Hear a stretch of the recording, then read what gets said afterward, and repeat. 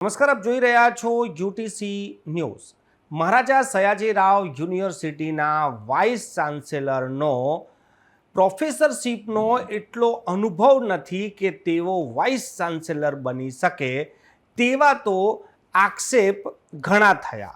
હવે તો લાગે છે કે પ્રોફેસર ડૉક્ટર વિજય શ્રીવાસ્તવને વિદ્યાર્થીનો પણ અનુભવ નથી કે વિદ્યાર્થી કેવા હોય છે, વિદ્યાર્થી કાળ કેવો હોય છે, કેમ્પસ શું હોય છે, વિદ્યાર્થીઓનું આંદોલન શું હોય છે, વિદ્યાર્થીઓ કઈ રીતે પોતાની વાત કહેવા માટે આંદોલનો કરે છે।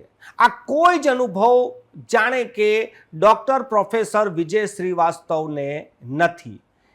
કારણ દુનિયાનું કોઈ બી કોલેજ તમે લઈ લો, કોલેજમાં વિદ્યાર્થીઓ આંદોલન કરતા હોય છે, ઉગ્ર આંદોલન પણ કરી દેતા હોય છે, પરંતુ એ વિદ્યાર્થી છે, એ વિદ્યાર્થીઓ કોઈ ગુનેગારો નથી અને તેઓ કોઈ પણ પ્રકારની સાજિશ પોતાની યુનિવર્સિટી સામે ના કરી શકે। પરંતુ ડૉક્ટર પ્રોફેસર વિજય શ્રીવાસ્તવને લાગે છે કે યુનિવર્સિટીમાં ભણતા વિદ્યાર્થીઓ મંડળી બનાવીને અને ભેગા થઈને તેમના આવાસ પર હુમલો કર્યો છે, તેમના આવાસનો દરવાજાનો નકૂચો તોડી નાખ્યો છે અને 2000 રૂપિયાનું નુકસાન કર્યું છે। તેથી 200 જેટલા વિદ્યાર્થીઓ પર રાયોટિંગનો ગુનો દાખલ કરવામાં આવ્યો છે। આપ કલ્પના કરો કે તમે તમારા બાળકને મહારાજા સયાજીરાવ યુનિવર્સિટીમાં અભ્યાસ માટે મોકલ્યા છે અને યુનિવર્સિટી તેમની પર રાયોટિંગનો ગુનો દાખલ કરી રહી છે। એવા કયા વિદ્યાર્થી નેતાઓ હશે જેમને ભૂતકાળમાં આ પ્રકારના આંદોલનો નથી કર્યા, કે એવા વિદ્યાર્થી નેતાઓ હશે કે જેમને એમના વિદ્યાર્થી કાળમાં આ પ્રકારના કૃત્ય ના કર્યા હોય, પરંતુ રાયોટિંગનો ગુનો દાખલ કરી દેવો આ ખૂબ જ આશ્ચર્યજનક બાબત લાગે છે। આ રાયોટિંગનો ગુનો આ 200 વિદ્યાર્થીઓ પર નથી કર્યો, પરંતુ ભવિષ્યમાં કોઈ વિદ્યાર્થી આંદોલન જ ના કરે તેને રોકવા માટેનું આ વીસી સાહેબનું બ્રહ્માસ્ત્ર છે। અમે આને કાયરતા કહીએ છીએ।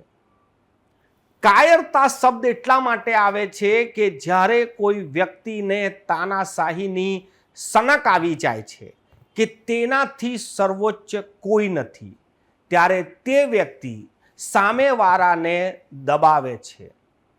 મહારાજા સયાજીરાવ યુનિવર્સિટીના વાઇસ ચાન્સેલરને હું પોતે એક વાત કહેવા માંગુ છું કે શું તમે તમારાથી મજબૂત વ્યક્તિની સામે પણ આ જ કાર્યવાહી કરશો?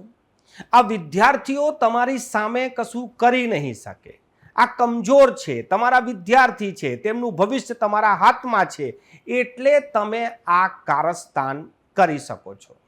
તમારાથી શક્તિશાળી વ્યક્તિની સામે જો તમે આવી જ કડકાઈથી કામ કરો તો તમે સાચા ખરેખર વાઇસ ચાન્સેલર કહેવાઓ કે તમે અન્યાય સામે બોલો છો। યુનિવર્સિટીનું કોઈ નુકસાન કરે તો તમે એમની સામે કડક પગલાં ભરો છો, પરંતુ સાહેબ આ વિદ્યાર્થીઓ છે, વિદ્યાર્થીઓ આવું નહીં કરે તો કોણ કરશે? હોઈ શકે કે એમાંથી 1, 2, 3, 4 કે 5 વિદ્યાર્થી નેતાઓ હશે જેઓ પોતાની રાજકીય કારકિર્દી અહીંયાથી શરૂ કરશે, પરંતુ એવું માની શકાય કે 200 વિદ્યાર્થીઓ ત્યાં નેતાગીરી કરવા પહોંચ્યા હશે કે તમારી સામે કોઈ ષડયંત્ર કરવા પહોંચ્યા હશે? સાહેબ, એ તો એમના 24,000 રૂપિયા બચાવવા ત્યાં પહોંચ્યા હતા। તમારી જે તાનાશાહી સત્તાધીશીની સનક છે કે તમે કોઈ પણ નિયમ રાતોરાત બનાવી દો છો અને વિદ્યાર્થીઓ પર થોપી દો છો, એ ગરીબ વિદ્યાર્થીઓની આવાજ હતી જે તમારા ઘર સુધી આવી ગઈ હતી।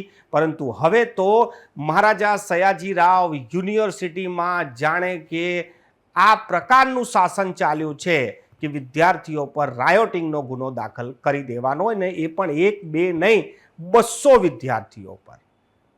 આ બિલકુલ શરમજનક બાબત છે। આ યુનિવર્સિટીને કલંકિત કરનારી ઘટના છે.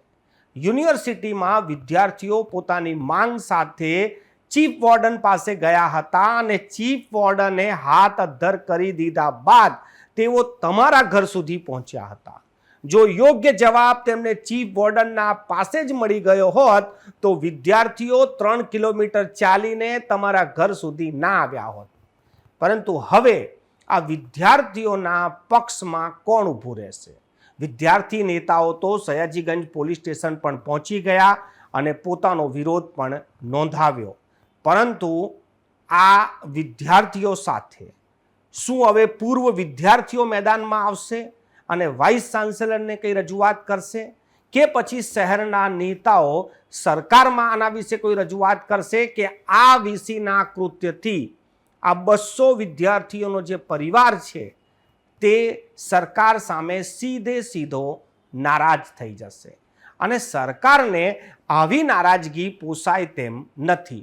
તો પછી વાઇસ ચાન્સેલર પોતાની હુકુમતને વધુ મજબૂત કરવા માટે આ પ્રકારનું કૃત્ય કેવી રીતે કરી શકે છે? આ કાયરતાની નિશાની છે. હું ત્યારે માની જઉં જ્યારે વાઇસ ચાન્સેલર તેમનાથી પણ કોઈ તાકાતવર હોય અને તેમની સામે ખાલી બોલી બતાવે, કાર્યવાહી કરવાની તો દૂરની વાત છે.